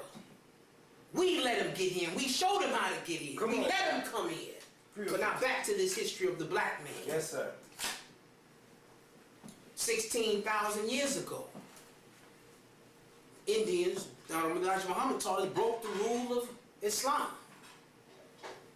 And they were exiled from India. They walked through Asia, up through the Bering Straits, out of the Bering Straits into Alaska, down into Canada, down into North America, went down into Mexico, spread out all over the Caribbean, Central and South America. The original man. Yes, sir. Go get the book by Ivan Van Sertima called They Came Before Columbus. Go get the book by Lamont Muhammad called The Blacks of Mexico. Go get the book by Eric Williams, The History of the Caribbean from Castro to Columbus. Go get that book. The ancient black man of Mexico that was there before the Mayans, there before Incas, the Aztecs, was the Olmec civilization of black African origin. Before Ponce de Leon, before Balboa, before Marco Polo, before any of these crackers and devils sailed the seven seas, the black man had been in the Western Hemisphere for thousands of years and had planted wisdom and knowledge and technology here in Mexico, in Peru, in Puerto Rico, in Cuba. We had already been for thousands of years. Go get the book by Indus Kemet Kush, What They Never Told You in History class. The Indian came in 16,000 years ago. About 19,000 years after 35,000 years. East Indian, Abdul Allah Muhammad said, was exiled here. And if you look at the ritual of the Indian has been trying to get back to where he came from for 16,000 years. That's why all of their rituals deal with pain and suffering, because they're trying to get back to Mother Earth and Father Sky. All of their rituals deal with pain, because they feel that's the only way to get back to where they originally came from, which was India, the mother continent where we exiled them from 16,000 years ago. It was exiled to this part of the earth, and scientists are now bearing witness that we've been, our brothers, which is us, the original man, was here 16,000 years ago. And we'll find signs of us all up and down California, the western Gulf of Mexico, all up the Gulf Coast. They find big African giant black heads of the Olmec civilization. In La Venta in Mexico, in Peru, they find us. That was 16,000 years ago. That happened. We on this descent from the tribe of Shabazz. I just dealt with the origin of the moon, all the scientific evidence. And by the way, that splitting of the moon is mentioned also in chapter 54 of the Holy Qur'an, where it says the hour drew nigh and the moon was rent asunder. Yusuf Ali says the moon was cleft asunder. Brother, if you hold a piece of a book in your hand, I cleft it or rent this book from your hand, I mean, it means I ripped it from your hand. Bearing witness that the moon was rent or cleft from something in chapter 54. It talks about that, about the earth, the moon being rent or cleft from the earth 66 trillion years. That's mentioned in chapter 54. But now, 6,000 years ago. Now, this history with the Indian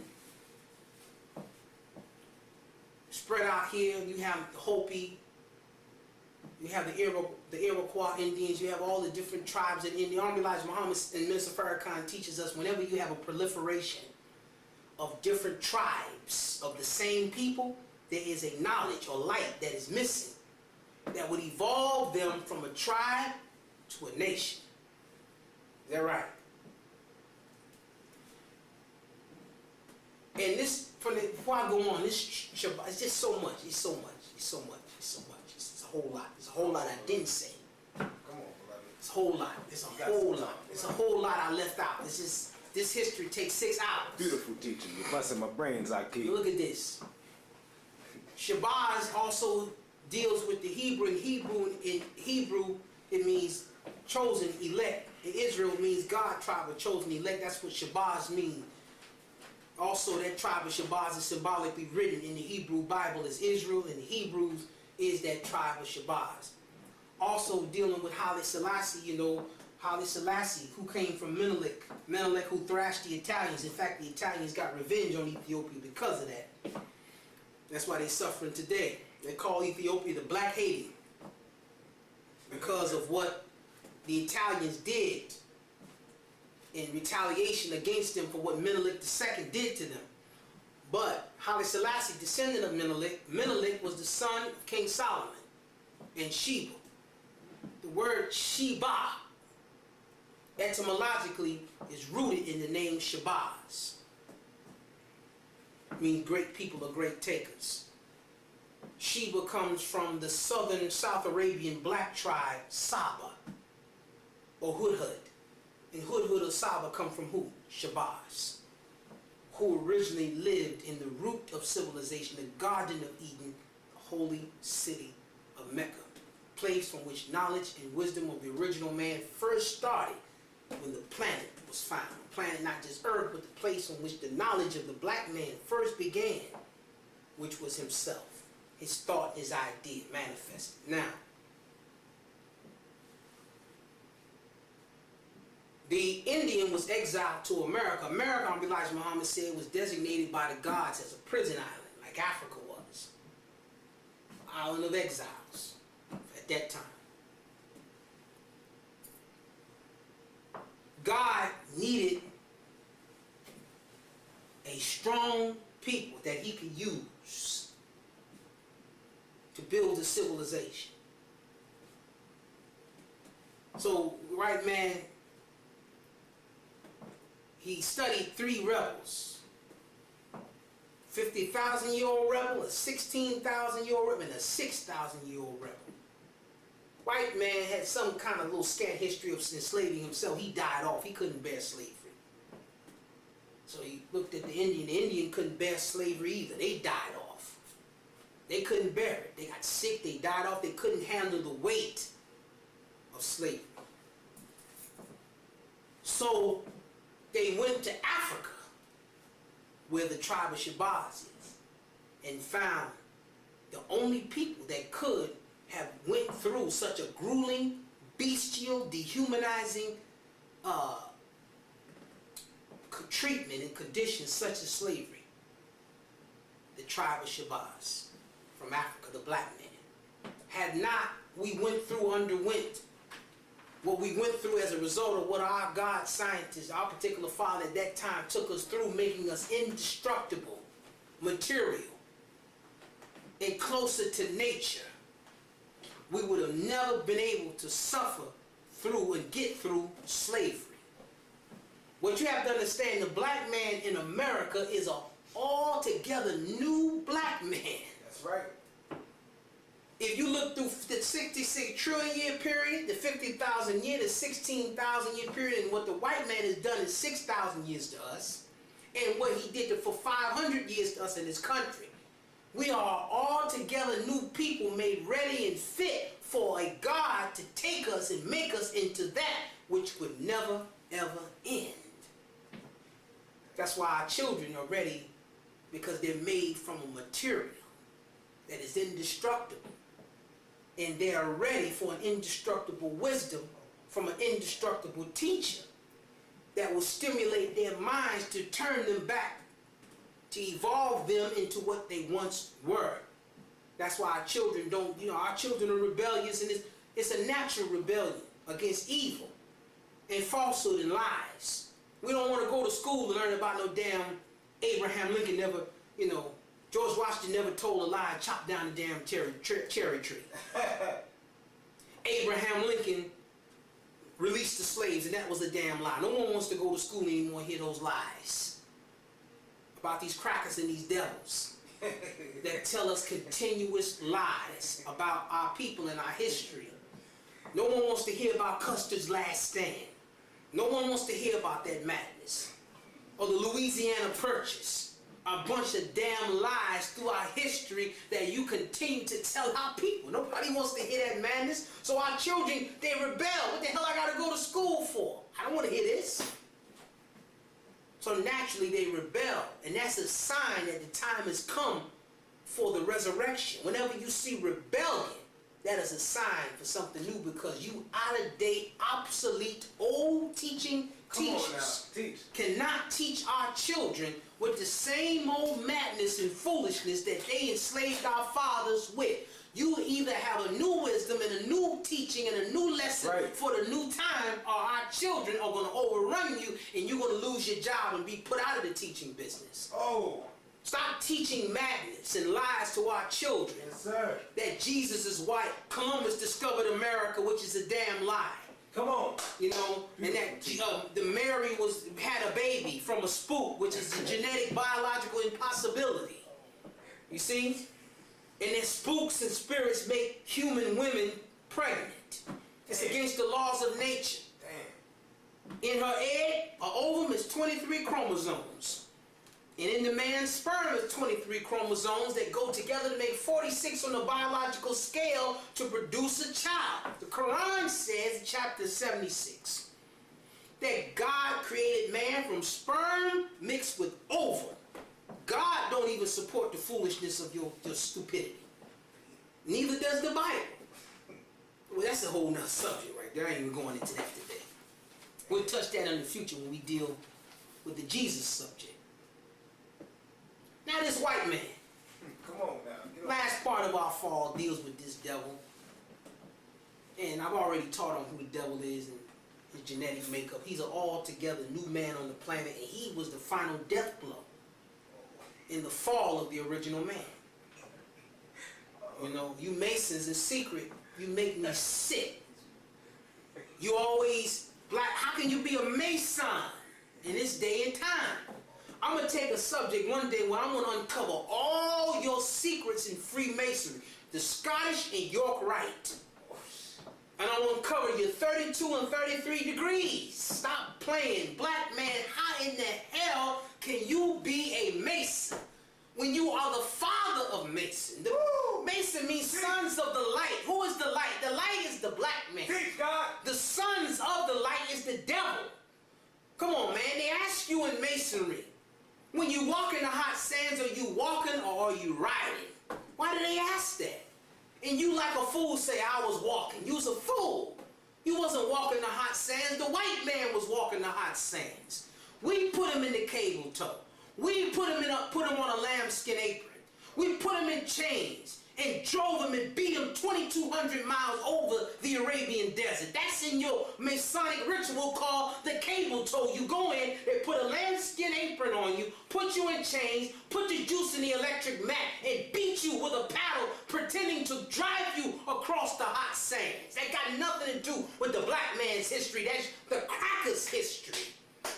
That's why they'll ask you, dummy, when a real master will ask you, Mason, at Prince Hall fool, they'll ask you, did you come by foot or by camel or horse? And if you say you came by foot, he know he's dealing with the beast, not a master or civilized man. Damn. Come on, man. Let me tell you, let me say this to you. What walks on 4, 3, and 2 legs? Huh, Masons? What walks on 4, 3, and 2 legs? What's the secret? I tell you the secret. Number 1, Mason, what walks on 4 legs is the beast that was in the caves walked on his all fours. What walks on 3 legs is the man with a cane. What walks on 2 legs is the civilized man who stands at a 45-degree angle, making right angles to the earth. That's what tree and 2 legs. I just let your secret out the bag. You have no secrets. After the 32nd degree, you graduate from the square to the compass. After the 32nd degree, you no longer call a Mason. To the 33rd degree, call an honorary degree. You call a Muslim Shriner. In secret, you call a Muslim son. Huh? And then you have to study from 35 to 50 years. You graduate from the Bible to the Qur'an, from the square to the compass. That's a whole nother subject for it, and I'm not even going to get into that today. But there are no more secrets. No more secrets. They just came out with this silly damn movie, 10,000 BC. 10,000 BC. Teach on it.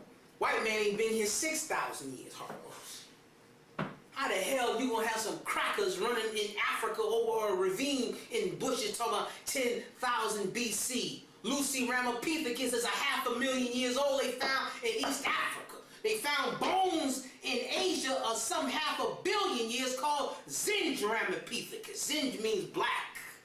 Australopithecus, 100 billion years. We was here long before you crackers was even a thought in your daddy's mind. So how in the hell you gonna make a movie 10,000?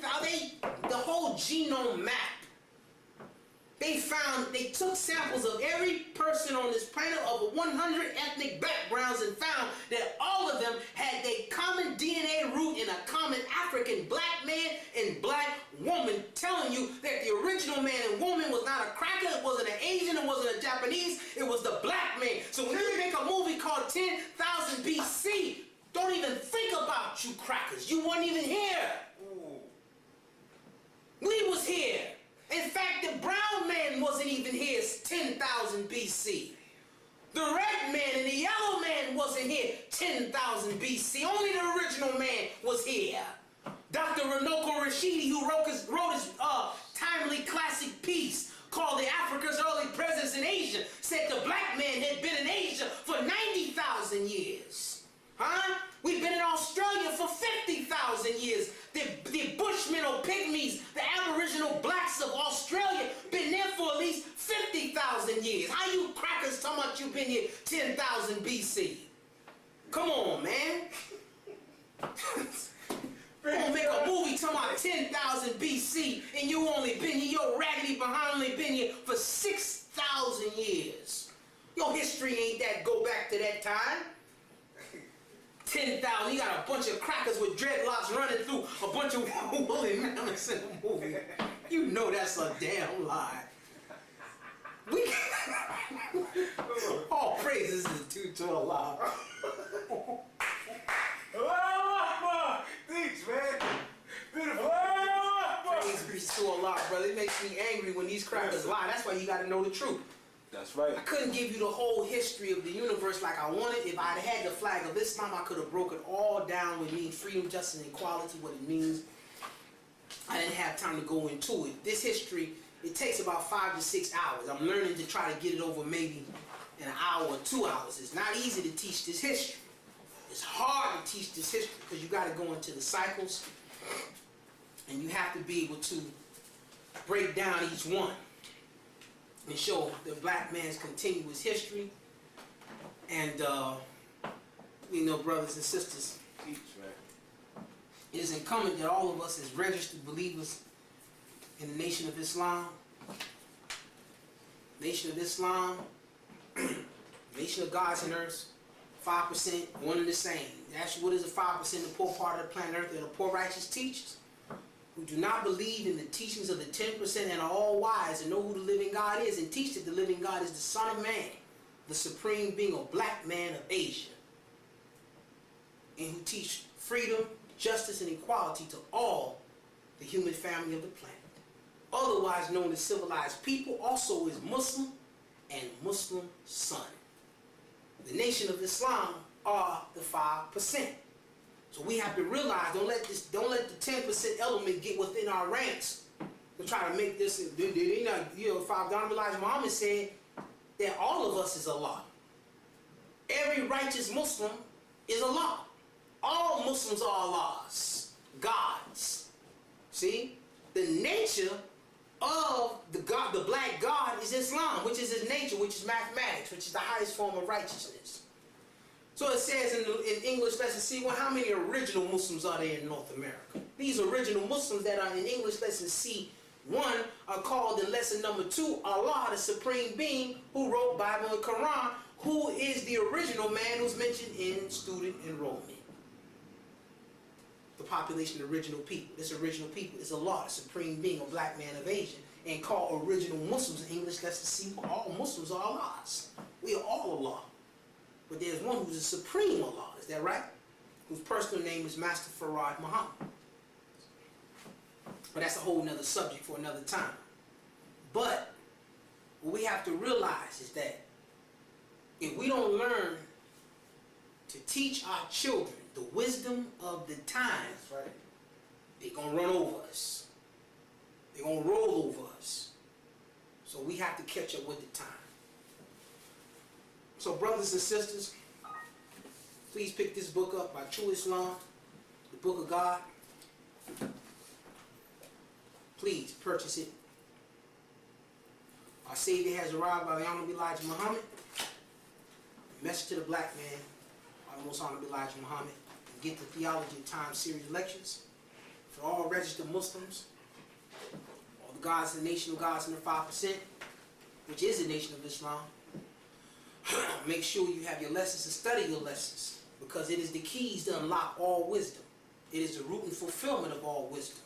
It is the zenith and is superior to all wisdom that has ever been. I really didn't have time. I could have went into this more in depth, but this time wouldn't permit it. So inshallah, the next lecture, inshallah, is going to be, by the will of Allah God, is going to be dealing with, we want to ease into finally what we've been trying to get for the last 12 lectures on this history of Jesus. This is going to cover, or go into a lot of secrets of Jesus. We got to cover this, we promise to. So by the grace of Allah, we want to go into the next coming lectures, Jesus history. We want to go into who is the Honorable Minister Louis Farrakhan. Who is he? What does he mean to us in the world? And we have to go into the Honorable Elijah Muhammad, break down who he is. We have to be able to prove in no limit of time who these men are. These men are the axis by which the power of this planet rotates on today. The power of God is being manifested through the Honorable Louis Farrakhan. The Honorable Louis Farrakhan is that one that the world has been looking for. The scriptures speak of him being born in a manger. Manger comes from the French word manger, which means to eat. And if you know anything about farming, come on, man. Any one of us that ever lived on a farm know that a manger is a trough-like contraption, a thing that you put hay and livestock in for the beasts to come from all over the different parts of the farm to eat at that particular point. This is the world manger. America is the world manger by which all of the beasts, meaning different kinds of wicked people, come from all over the world to eat at this particular point. This is the world's manger that the beasts control. This is why they can go feed Somalia and all these different places all over the world. This is the manger. This is why God called it the wilderness of North America. And then Babylon, which is a cage, a very unclean and hateful bird. This is where that Jesus is to be born. He's to be born in a manger. He was risen from the dead. Now you know it ain't talking about nobody from the... Once your body decomposes and you go back to bones, you're not rising no more. Lesson number 2 says, we have no history of any man ever returning from a physical death, but there's a chance for mental death. And therefore the lost found was once dead mentally, but many of them have revived from it. But they were not physically dead, they were only mentally dead. There's no such thing as a man. This is against the science of biology and forensic science and genetics. You know damn well a physical body that decomposes and go back to the back to the ground, to the earth, does not come back. And as Honorable Elijah Muhammad said, if you do die and go back to the earth and come back, where did they bury you at? And if you say you're going to die and go someplace better than where God intended for you to be right now, then we might as well do a Jim Jones, drink some poisonous Kool-Aid, and let's go. Let's drive our car off the cliff holding hands and I see you on the other side. No, you going by yourself if you decide to do something crazy like that. Because I know from science, mathematics, and nature that we were created to live this life to the fullest and that we don't get another one. Even the roach knows, according to the law of nature, that he only gets one life. Even the roach know there ain't no damn place you go after you die, because he wouldn't be trying to escape from your death if he knew he only get one life. Huh? All the animals know that. That's right. Huh? And even Jesus said in the 22nd chapter, the book of Matthew, that God is the God of the living and not the God of the dead. Huh? Let the dead bury the dead. Why would you look for the living among the dead? Even Jesus knew. Ain't no living person coming from no physical death. No, please. You gonna rise up and go up in the sky, but earth is turning. Heaven is up, hell is down. See how they lied to us and they messed and screwed us over. Talking about heaven is in the sky. You gonna walk on golden streets in the sky after I die. I'm gonna walk with milk and honey and gold and silver. Mansions in the sky. All mansions are made from marble, gold, stone, and wood, and all of it comes from under your feet. If it's up, how you gonna get it up? If it's in the sky, all of it come from the planet. If it's up, how you gonna get it up? Milk and honey come from the earth. You can get all that while you live. Read the 75th chapter of the Holy Qur'an. Oh man, teach. In the 75th chapter of the Qur'an, it tells you in the last days you will be on raised couches, gardens wherein pavilions are, where gardens and rivers flow.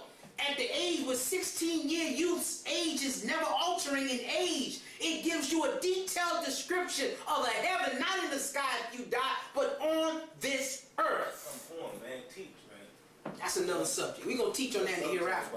We'll teach on that in not too long from now. What is the hereafter? Where is heaven? Where does it begin? What is it in? What is death?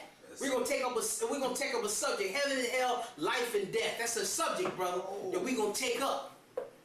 We're gonna take that up. Perfect. We got another subject we gotta tackle, called the original man, Asiatic or African. Oh. We gotta deal with that. We gotta deal with that. We gotta deal with who Jesus is.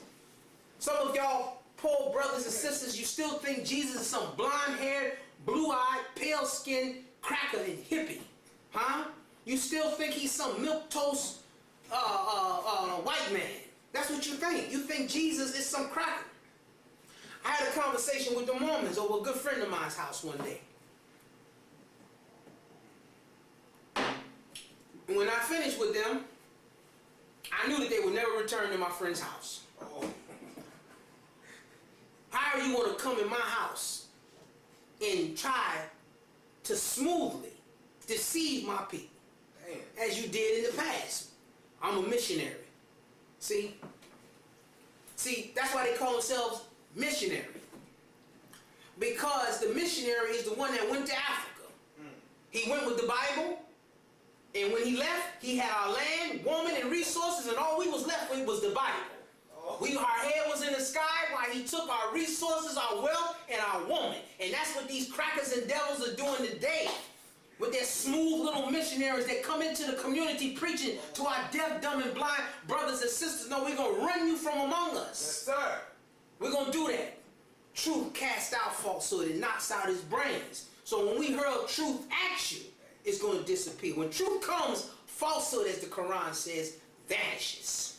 And that's what we're going to do with you so-called missionaries who call yourselves representing John Smith, who's supposed to have been your prophet, and supposed to have been a divine prophet. And after I got finished with them, they didn't want no more of what I had to tell them about John Smith, the Bible. I broke it all down to them. They didn't realize that there was a so-called Negro that can teach them of truth that they couldn't deal with in their own book. How you gonna come and teaching us about the same cracker Jesus that you fooled us with? No, black people are not as dumb and stupid as you think we are today. And you silly handkerchief head preachers and pastors, either you're gonna start teaching the true gospel, come on now, or one day the ones that you preach to are gonna come up in your pulpit and kill you in the pulpit. Yes, sir. Yes, sir. That day is gonna come if we don't start preaching the true gospel of Jesus, not this false, watered down, milk toast, mealy mouth madness that you feed the people with on a daily basis. That God is some spook God. He's a material, immaterial being where the Bible tells you that God is a man. Yahweh, Ishmael, and man. God is a man of war. God is a man. In Hebrew, Ish and Gabor. He got hands, feet, he talks, he sees, he rides. Jesus calls him the Father. In Greek, an anthropos, a divine man, a logos, a man of glory, a light. God is a man. Paul said that Jesus took on the form of God. God had a form. And Jesus' form was made after the form of God, who also had a form. Huh? So, brothers and sisters, as incumbent, we read our Bible, poison book, pick up our Quran. Muslims and scholars, Masons have this book in secret, by the way. When they get to the 33rd degree, they graduate from the Bible to this book, the Holy Quran. They learn the name of Allah. They learn the true history, really, of who the black man is. Knowing they find out that the black man is God, exemplifying the principles of their 33 degrees, Goma, Oz, and Dubar, wisdom, strength, and beauty, which are the pillars by which all the 33.5 degrees of masonry is built on, and learns that the original man is God. They know his secret, and that's the secret of all secrets, that the black man is God. Yes, it can be proven, that we proved in previous life. Go get the theogony. It was proven. It was proven. Right. We was proven at no limit of time. So I have to apologize again. Yes, sir, brother. That I couldn't really go into this history the way I wanted to tonight. Time just wouldn't permit it. But at another time, we may take up this subject. Maybe we may continue in this history to deal with this subject. But look, now, how much more time do I got, bro? Okay. Now, just to conclude, what have we covered? The moon was not some random occurrence that happened from plate tectonics or mountains. No, that happened by unnatural, unguided occurrence. A. Ringwood points out that the center of the Earth's crust does not produce enough energy to produce a cataclysmic thermonuclear event that was caused 66 trillion years ago by the God scientists of our nation. It doesn't. So it had to be, as he said, an unnatural occurrence that was enacted upon that caused the splitting of the moon from the Earth, the brachial rocks, molten brachial rocks, vanadium, chromium, and manganese samples, tungsten rock isotope samples by Der Chung Lee, also the missing planet and exploding planet theory postulated by Michael Overton and Tom Van Flanders, missing planet theory, the comet belt, the asteroid belt that exists between Mars and Jupiter, also the craters in the moon, in the Earth, which suggests that there's a piece of the Earth missing, and the rock isotope samples from the moon all bear witness that the Earth and the moon was once one planet. The magnetic attraction of the moon on the waters of the Earth causing the tides to shift back and forth, causing the waters of the Earth to balance out and equalize. If it wasn't for that magnetic pull of the sun and moon on the waters of the Earth, the waters would seek its own level and drown out civilization. So it is the moon that controls the balance, causes that equality or balance. That's why in the flag of Islam, our moon represents equality. Alright? All of that, the carbonation soot, a dark blast material that's on one of Saturn's moons, the literary accounts, all bear witness that the moon and the Earth was once one planet. That's right. Alright? But no more for myself. I'd like to greet you in ancient greeting words of peace and perpetual paradise. Say it in Arabic language. Assalamu alaikum. Alaikum assalam, sir. Yes, sir. Brothers and sisters, with all that truth you just received, how can you not be full? I'd like to greet you in ancient greeting words of peace. Assalamu alaikum. Oh, and by the way, be on the lookout for the next DVD. They will be coming. We're going to keep coming. That's our duty. We're trying to awaken our people and get them on a mission. Peace. Peace. Peace. Don't let